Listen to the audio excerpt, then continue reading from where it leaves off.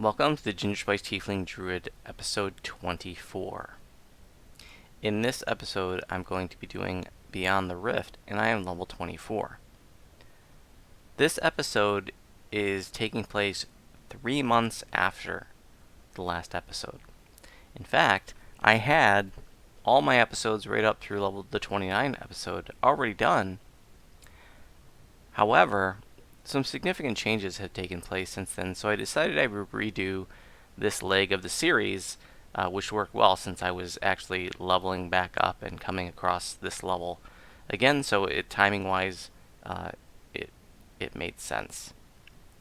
So, there were big changes in update 42.4,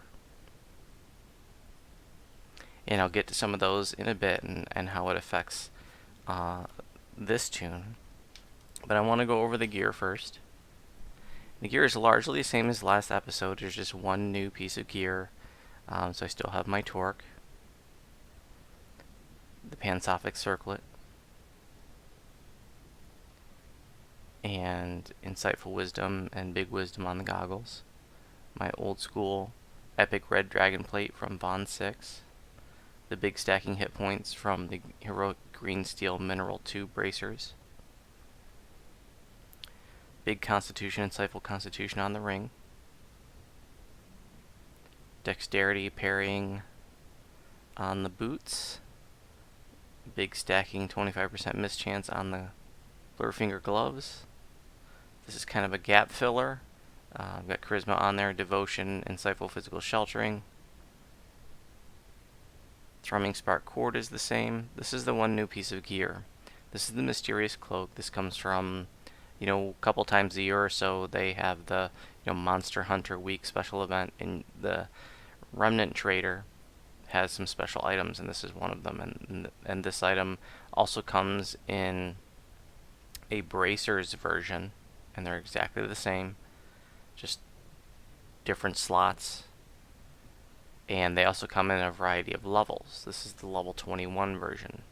This has some nice stacking MRR and healing amplification, and a couple of slots that I have slotted up with Good Luck +2 and Exceptional Wisdom +1. And then the crafted trinket with Sheltering, Spell Focus Mastery, and Insightful Spell Saves. Got the Crystalline Ward out of Sharn. And then the Ice Razor is the same as I showed last time. However, since then I did open up another filigree slot, and so now I have the 2-piece Grandfather Shield set in there. So with the Grandfather's pieces, I have +1 Constitution and +10 Healing Amplification, and then the +5 PRR stat bonus. Like I said, this is just an epic leveling weapon, so I don't have all the extra resources to be maxing this out and getting all my filigrees, but it was good enough. I think I've got a total of 6, so I could put 2 more in there, but for epic leveling, I'm happy with the way that it is. Okay, feats. For my level 21 or 4 feat, I chose Intensify Spell, which is basically the same as Empower Spell. You gain 75 spell power while casting spells affected by Intensify Spell, but they cost 15 additional spell points. This stacks with Empower. It also gives you 140 spell points, so that's pretty cool. Offsets a lot of the extra costs. The quests I've run, this is a whole separate life. I'm actually 4 lives later, and I'll talk about that in a bit. But so the quests I've run this time are a little bit different than before, and partly because of some changes that have happened. So I've done this spinner series up to this point. Done the web flagging 1 chain, did Carnival, did most of Sentinels, and I think I did Von 3. So that's where I am. On the enhancement side, there are some changes, because before I talked about how I wanted to earn my 700 free agent favor before the end of the series so that I could unlock the falconry tree. Well, I did that. And I do have the falconry tree unlocked, and of course that stays unlocked on this toon even after reincarnation. So it's not like you have to do that every life, but you're just unlocking it for the toon that you get that on. Of course, you can purchase falconry from the DDO store, but like I was saying before, you get your 700 free agent favor, which pretty much means doing every free agent quest in the game at this point. You can skip like one or two, but you pretty much have to do all the rest. And so I wanted to spend 12 points in the falconry tree and work up to the conditioning, which is 5% stacking hit points. So pretty happy about that. And I'm able to spend quality points for the most part. There are 2 points that really don't really do a whole lot for me, like this first one here, this first core, and then I had to get like a point of balance here that's not really doing anything. So but the rest of them, I got 15 healing amplification there, 6 PRR, and a point of wisdom, so that's pretty cool. Still got my 17 points spent in Nature's Protector, 46 in Season's Herald, and then here's how I have the Tiefling set up. And I will say that, I already finished that life that I was doing, up to this point of the series. I already finished that life. And this is, like I said, 4 lives later. And I really could not ever get into using Obscuring Darkness. I'm not really, this is a big expense to work up to Servant of Darkness, I guess, is, you don't have to get all this to get Servant of Darkness, but it's disappointing that the universal spell power and the evocation and conjuration bonuses are just while you're in the Obscuring Darkness, and it's just, I tried to get used to casting that as part of my regular, Earthquake and Sleet Storm, Ice Storm routine, but I just never could get into it, and I don't know if don't really think I'm,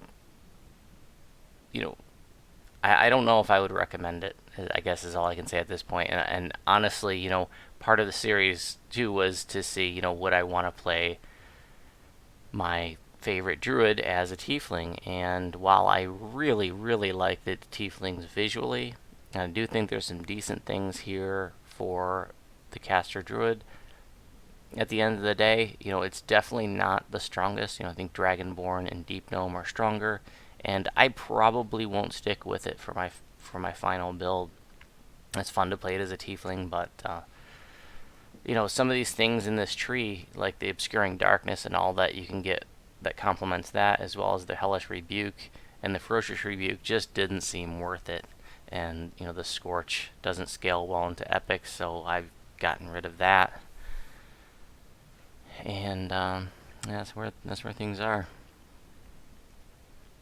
All right. So update 42.4. Lots of changes. One of the significant changes is the way XP was calculated, and also the level restrictions for running Reaper quests for maximum Reaper XP.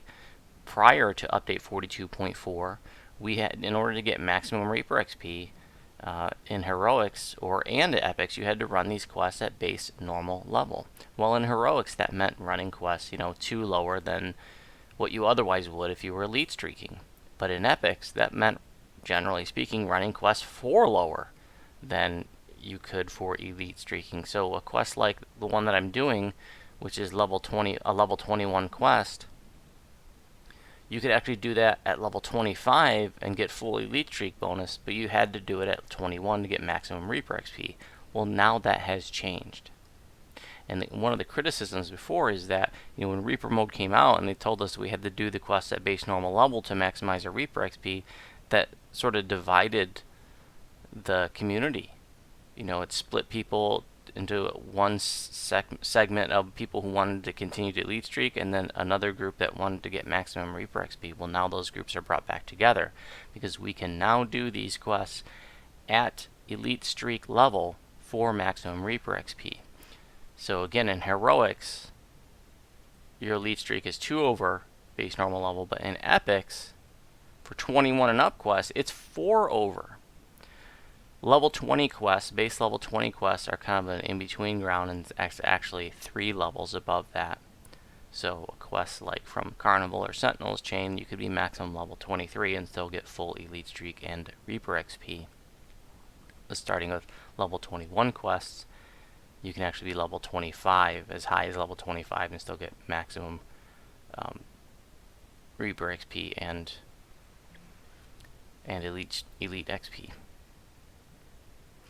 I won't get into all the other changes, like how bravery bonus was changed, but just, it's so significant that we can do these epic quests 4 levels higher than we were before to get maximum Reaper XP. In fact, before I used to say it wasn't even worth doing these quests in epics to maximize Reaper XP. Unless you were running with a really solid group, I didn't feel like it was worth it, because trying to do those quests 4 levels lower than Elite Streak, that's very significant in terms of the feats that you have, the gear that you have, etc. And so like I said, I already had the rest of the series done through the level 29 episode, and my other level 24 episode that I already had done was me soloing the Crucible, I think on R3, and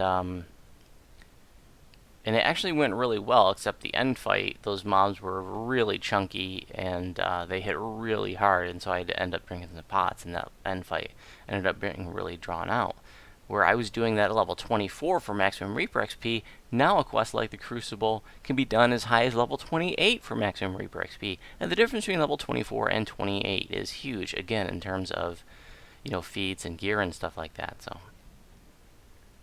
it's a welcome change. I'm really glad that the community's not split between people maximizing their Reaper XP and people elite streaking anymore.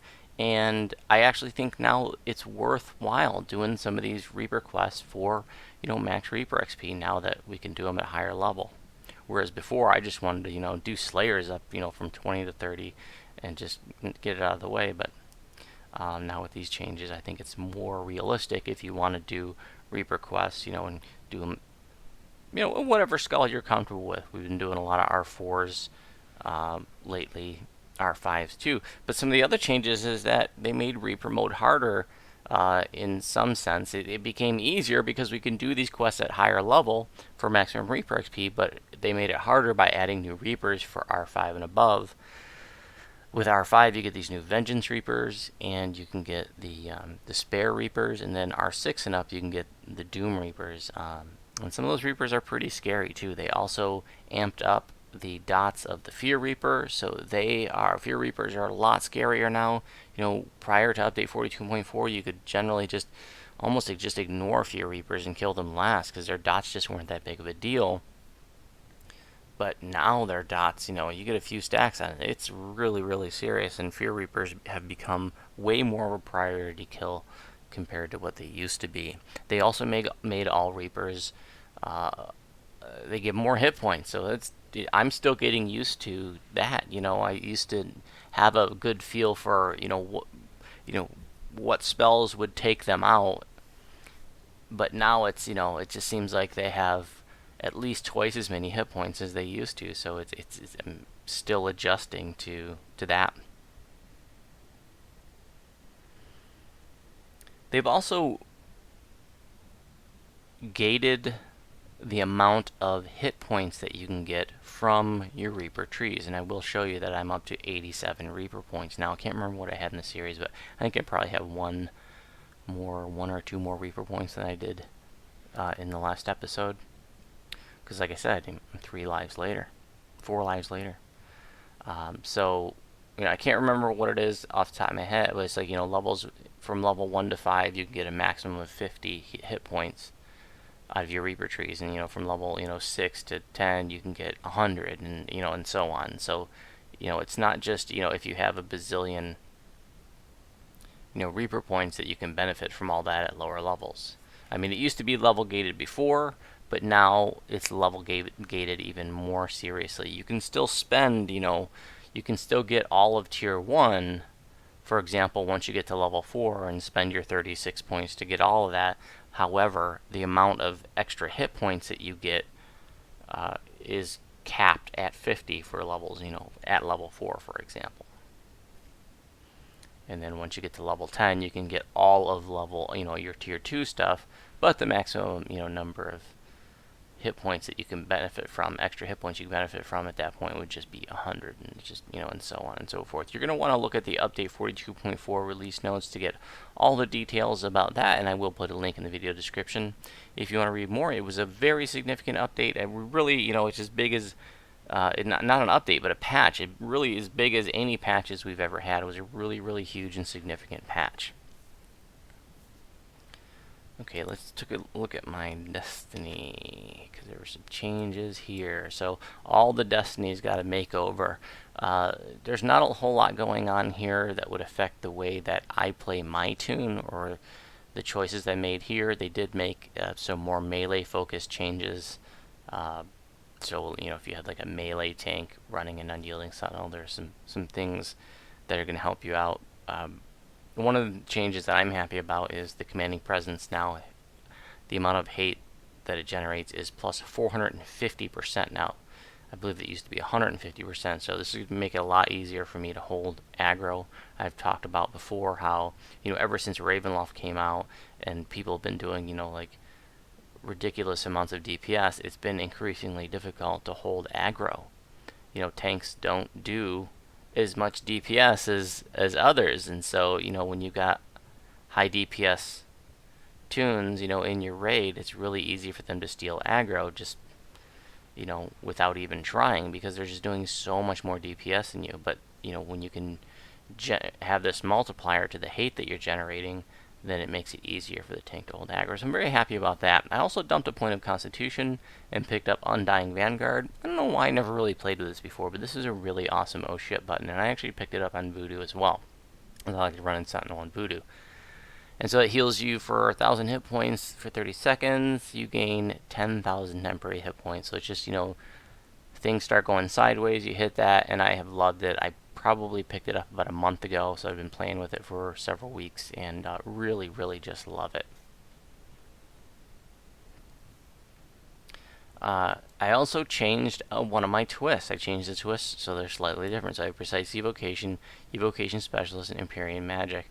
Instead of having Energy Burst, I have Tsunami, which is a lower cost twist than the Energy Burst that I had there before. This is only a tier 3 twist, whereas Energy Burst is tier 4. They made some changes to Tsunami, and it is now awesome. I really, really like it. I've been playing with it for several weeks, and definitely prefer it over the Energy Burst. Energy Burst does more damage, which is really nice in a burst, but this does, like in a cone, it's basically the same as like a Dragon Breath kind of a thing. In fact, it's kind of clear to me they just kind of copy and pasted the code from Dragon Breath, because once in a while when you hit Tsunami, you actually hear the dragon roar. So, like the Dragon Breath from, Draconic, or from your Dragonborn tree. So Tsunami is like a cone attack, and it knocks down mobs, and it hits really, really well. And I don't know exactly what the DC is, it doesn't list it, and I can tell you that I'm pretty sure that the way that it's listed is not entirely accurate, because it seems to be hitting much better than that would suggest.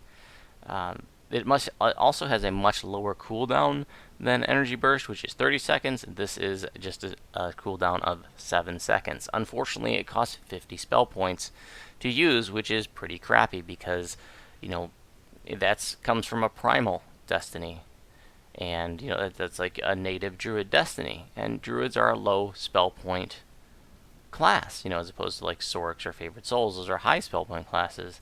And having it, cost 50 spell points to use makes it literally the most expensive spell-like ability in, in an Epic Destiny. So that's pretty crappy. But that's what it is right now. Hopefully they'll make it more reasonable.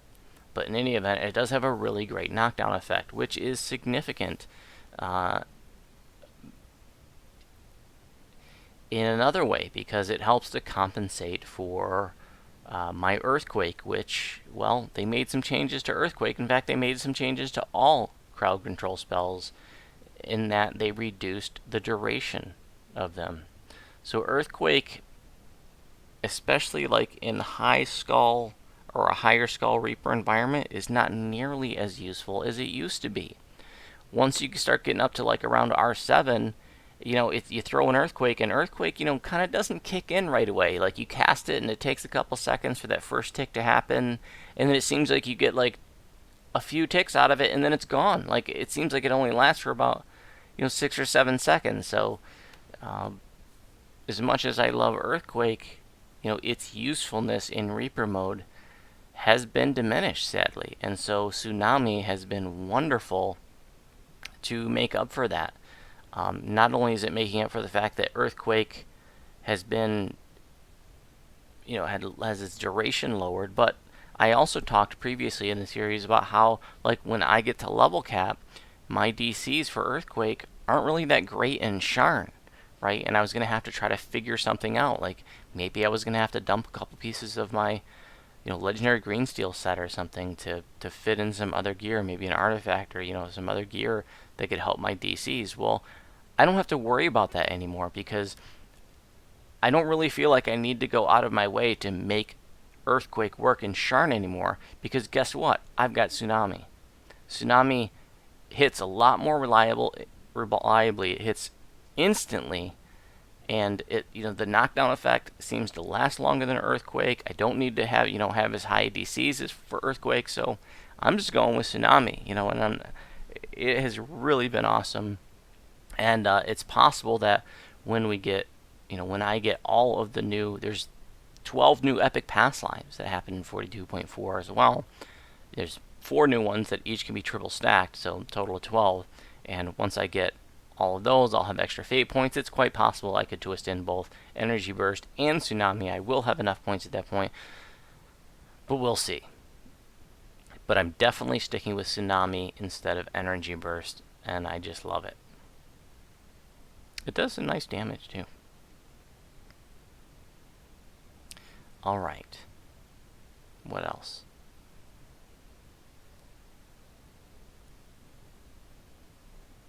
Let's do the quest.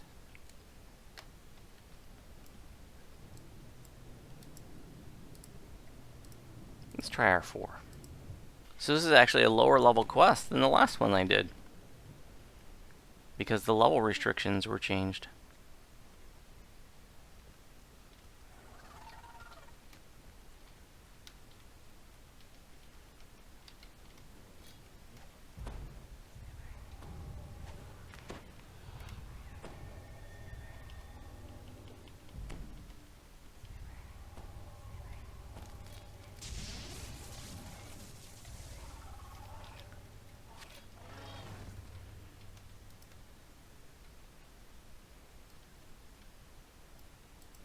So in one sense, I said they made Reaper mode both easier in a sense and harder in a sense.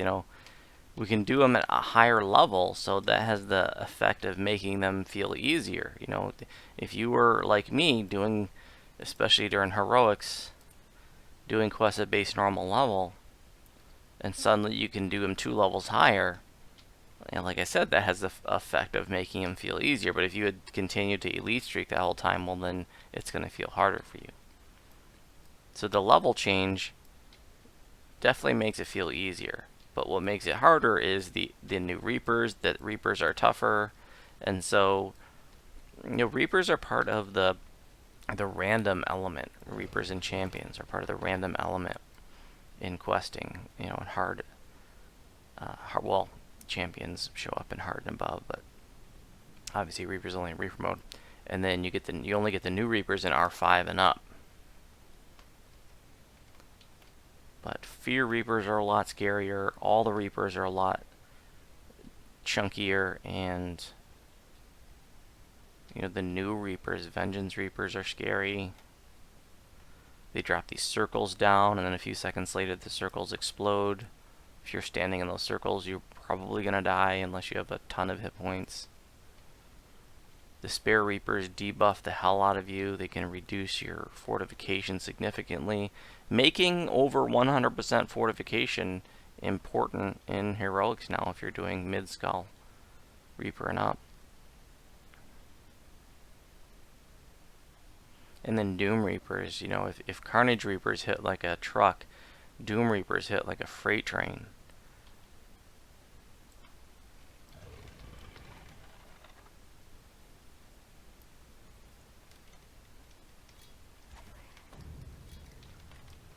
So I'm just going to blast these guys with a Tsunami to start with, just to demonstrate it. You know, if you haven't played with Tsunami since update 42.4 changes, I highly recommend giving it a try. You know, it hits so well that, you know, I have a guildie who's like a melee wolf druid and doesn't have that graded DCs, that, you know, it's actually Little Mama, and it's hitting for her really well, even though she's not like a max wisdom build.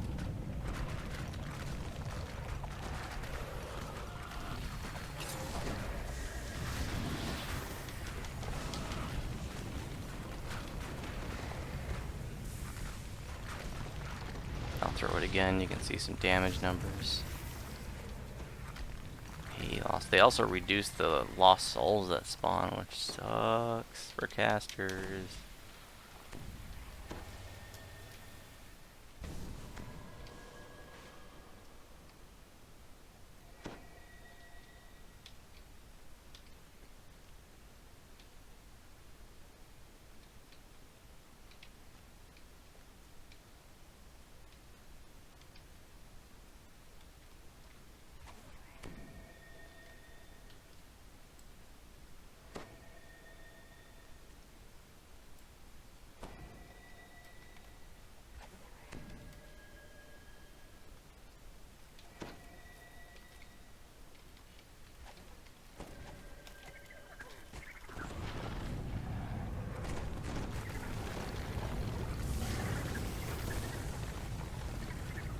I think I heard the dragon roar that time for Tsunami.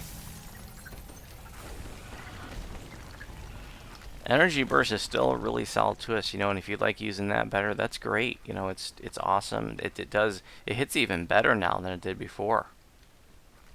Can't remember exactly why.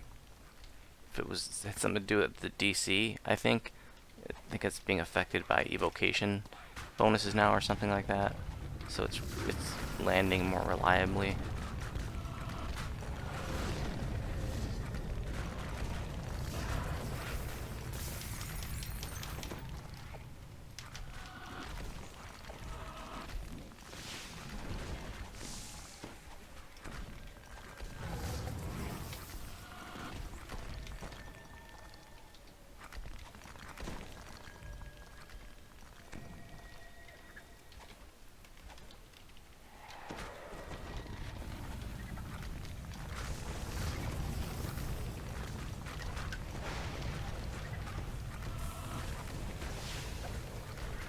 One of the effects of, you know, adding these new Reapers at mid skulls, it's really like discouraged me from stepping it up. You know, I rarely do above R5 anymore.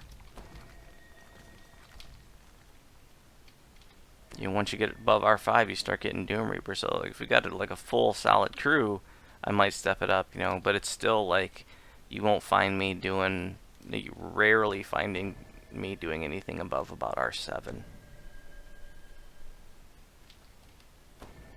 You know, at any level of play. At any character level.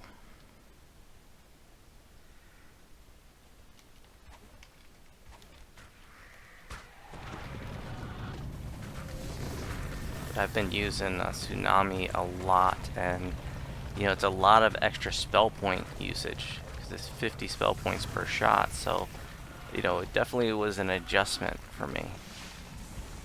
I'm gonna go ahead and shrine because I can. At first, when I first started using Tsunami, first couple of weeks, I found myself running out of spell points quite often. With only a 7-second cooldown, you know, I'm wanting to use it all the time.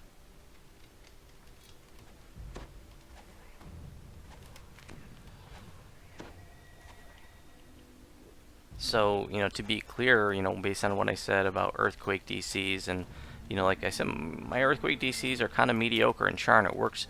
They were working for everything else good enough for my liking up until Sharn came out, and if you're a DC caster, for any kind of caster, you know that Sharn really increased the bar perhaps by about 10 DCs compared to previous content. And, I didn't know what I was going to do to try to make my Earthquake work, but I don't feel like I need to anymore. I've already played through at endgame. I'm very happy with the performance of Tsunami in content where my Earthquake might not be hitting well enough. Tsunami works just fine. So, that brings to point that I've never been the kind of a person that felt like I needed to force my spells to work, on every last mob. In that, I have a variety of spells to choose from. So if I have certain spells that aren't hitting, I can just use different spells, right?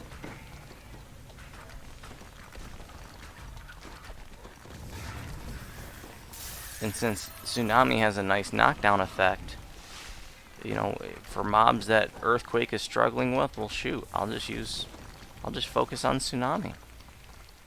It's like I've said before, like if I have mobs that are evading my Call Lightning, well, shoot, I'll just use Creeping Cold and Greater Creeping Cold. They don't have any saves. You have plenty of spells that don't have any saves.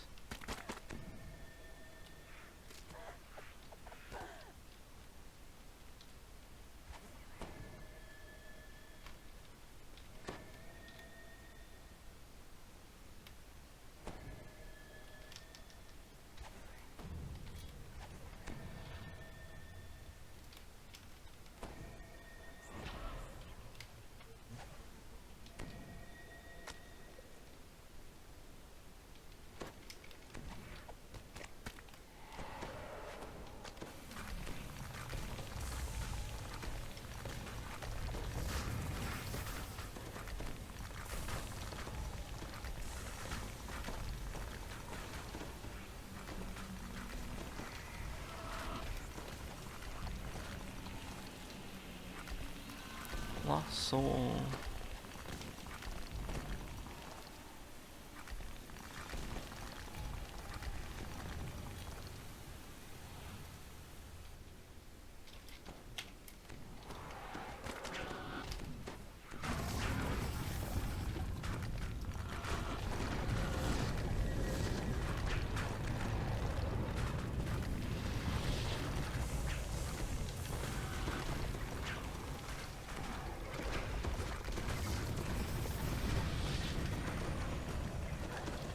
Famine Reaper. Might be time for that oh shit button.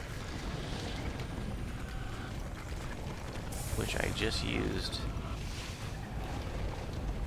Seemed like there was other stuff sneaking up on me, but I guess that was it. Maybe that was a little premature, but that's okay. I'm gonna rest and get it back anyways.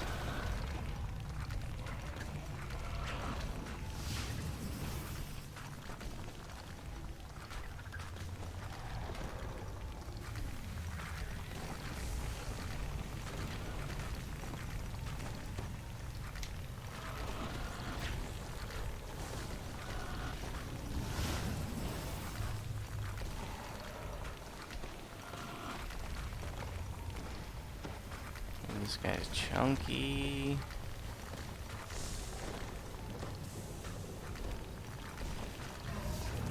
See if I have time to click that and put my armor back on before he gets up from the Tsunami. Oh, that's nice.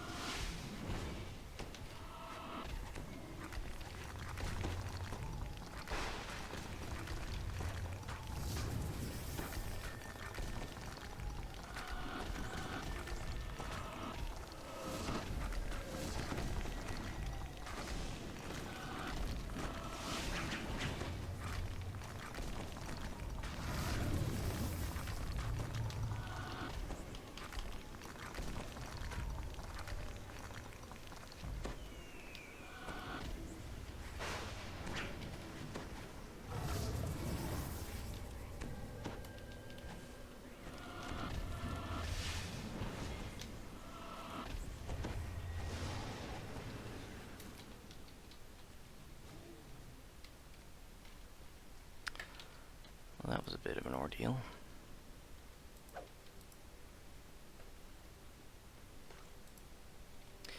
There's also a new caster druid posted, which is really exciting. It's posted by someone named Tipav, and it's called, I think, the Ultimate Caster Druid, and it's just, what's been missing from the druid forms for a long time, and that's that pure caster druid build. Caster druids just aren't that popular in DDO, so you don't see a lot of builds posted, and it's been a long time since somebody posted like a pure caster druid build. So if you're interested in something like that, you're not interested in being, tanky like my build, check it out. I'll put a link in my video description. I've been meaning to put a link in my build post, but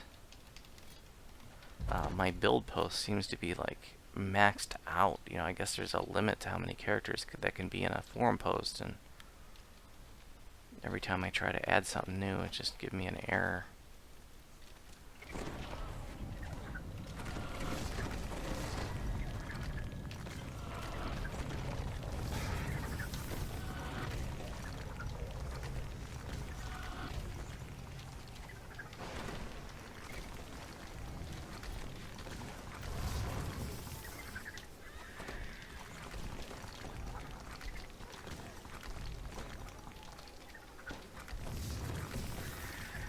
Lost soul. Thank you.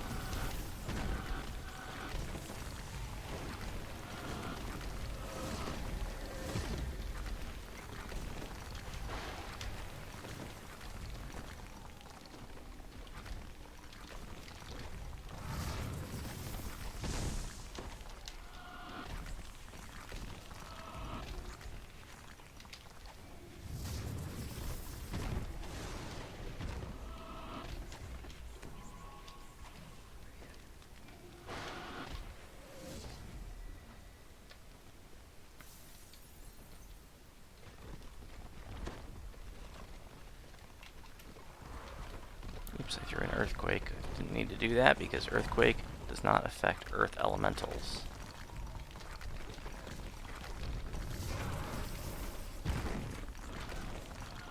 But tsunami does. Haha.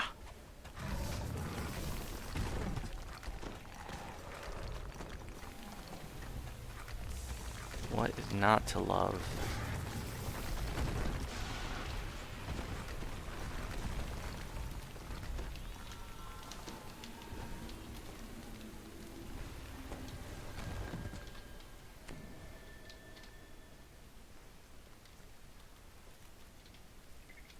Can we charm him? Yes.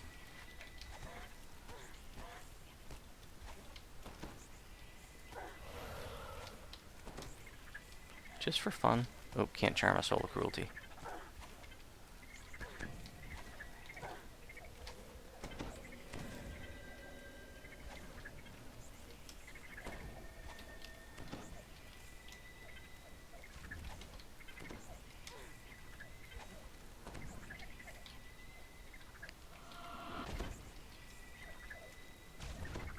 That's charm animal right there.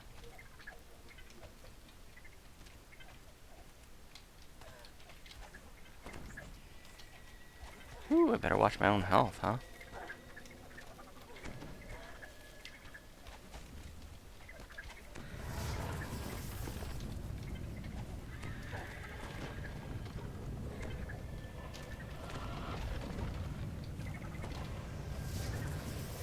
Okay, so not a whole lot of health to charm them. But we're just doing it for fun.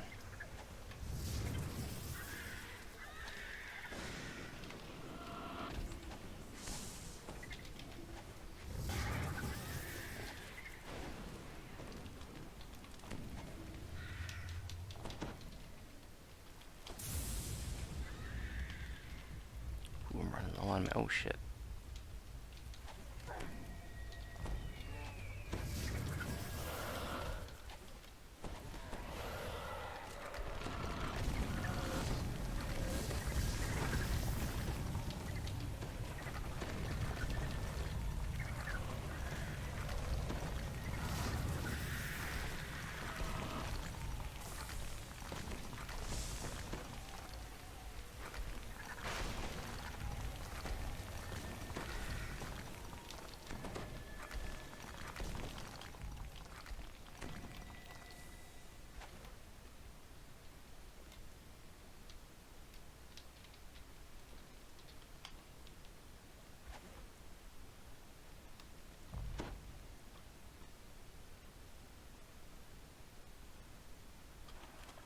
And we got a shrine.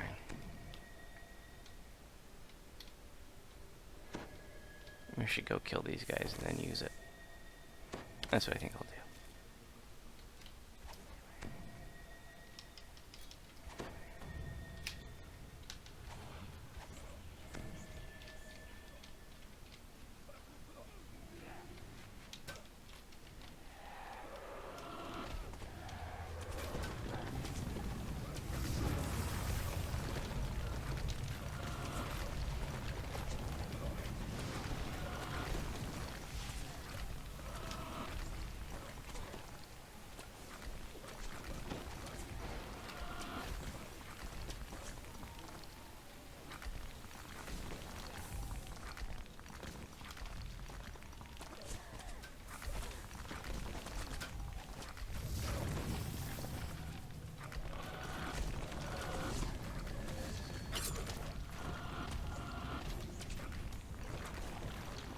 Somehow I dropped out of water elemental form.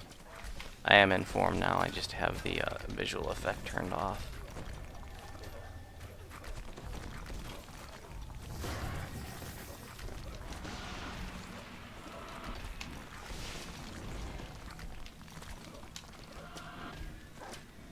He'll be stoned in a moment from those dots. I'm gonna go up here. Look at our shrine.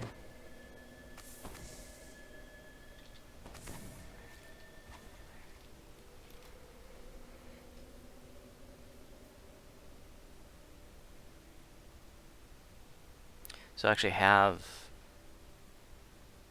already got my 3 new, I didn't talk about the new epic pass lines. I already have the 3 new martial ones. So that's, at this point, well, right at level 1, that would increase your armor class by 6.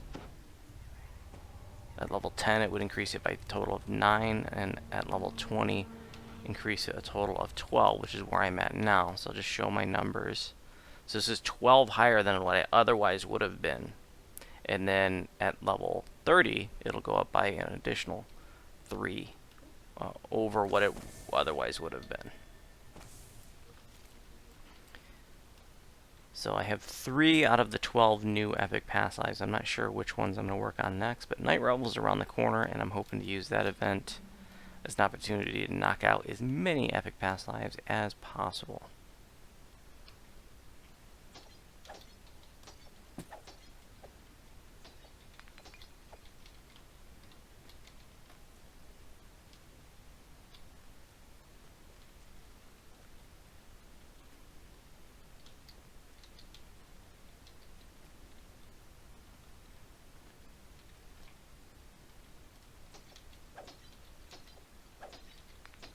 Potions of invisibility, I'll take those.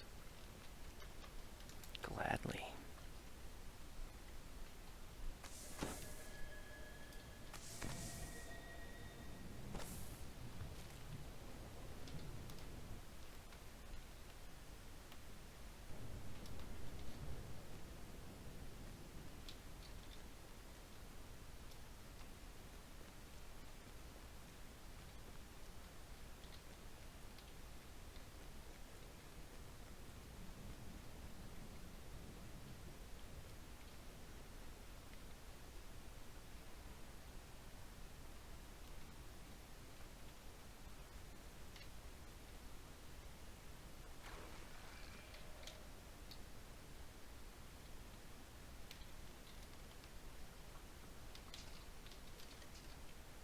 Guess I didn't aggro the other ones back there.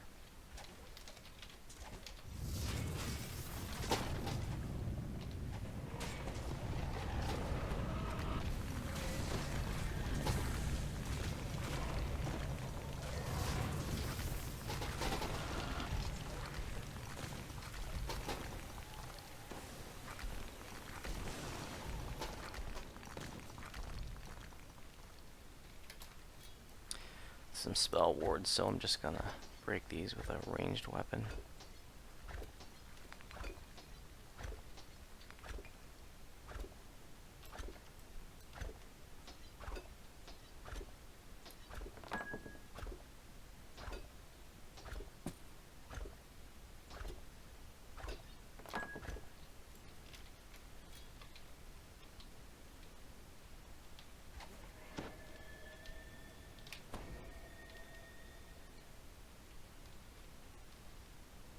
Never charm these things.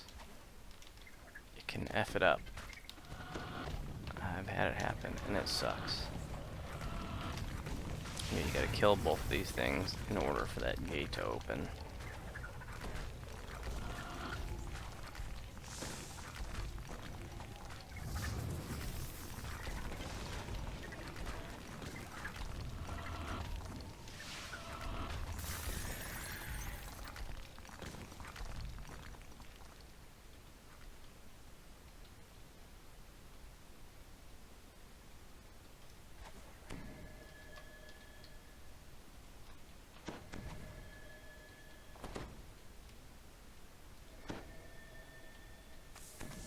Now you only have to kill the wizard here and you can keep going, but I'm kind of thinking maybe I just kill it all and go back and use that shrine.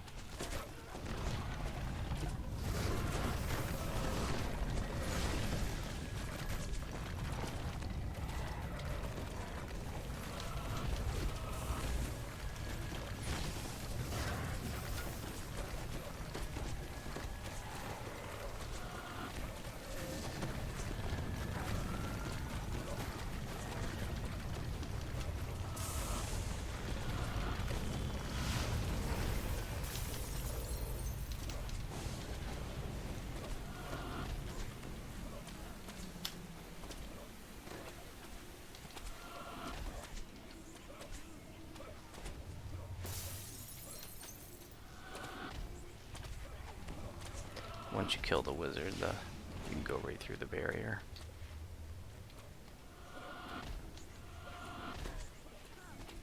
And you get some breakables over here. You have a spell ward that's going to make you move in slow motion, but you look super cool doing it. No, no, no, no, no, no, no, no.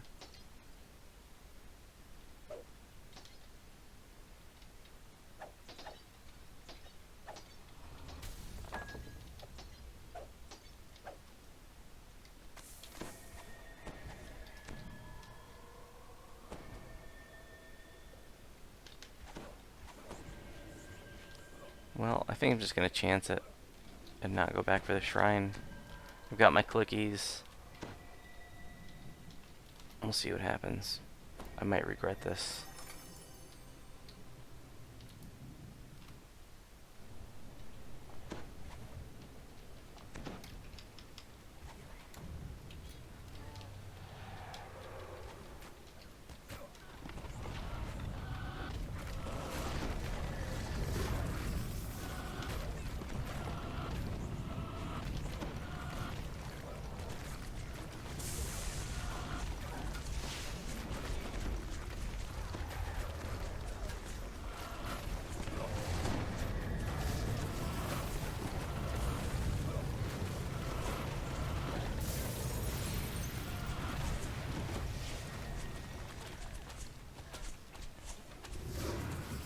My earthquake would not have dropped them, but tsunami does.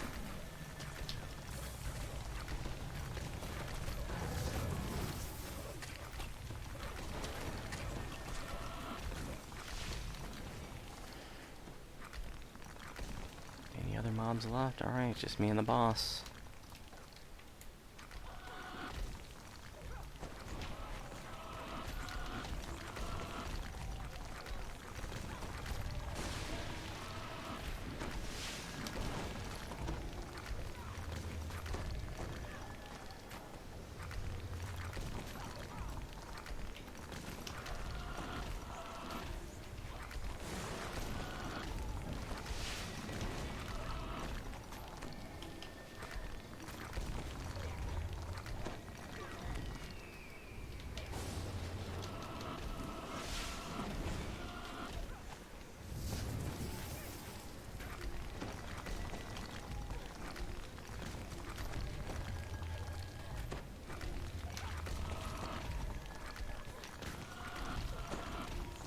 Hey, got a frog.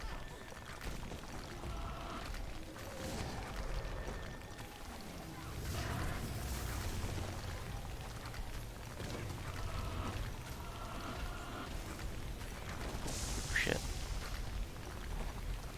Oh, man.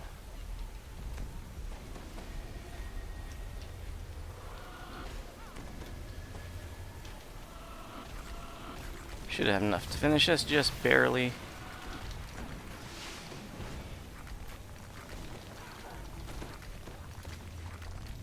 Probably would have been smarter to go for the shrines. Go ahead and hit the oh shit button. This is almost over anyways. That'll give me plenty of hit point buffer. And by the oh shit button, I mean Undying Vanguard from Unyielding Sentinel. Hence the reason why I have 11,000 hit points now. Wish they lasted until they were used up. Well, that's that. Thanks for watching. 139,000, yeah. Oh, look at this Carnage Reaper. He's not aggroed yet, so I'm going to hit that clicky. And let's see if 187 mana is enough. I don't know.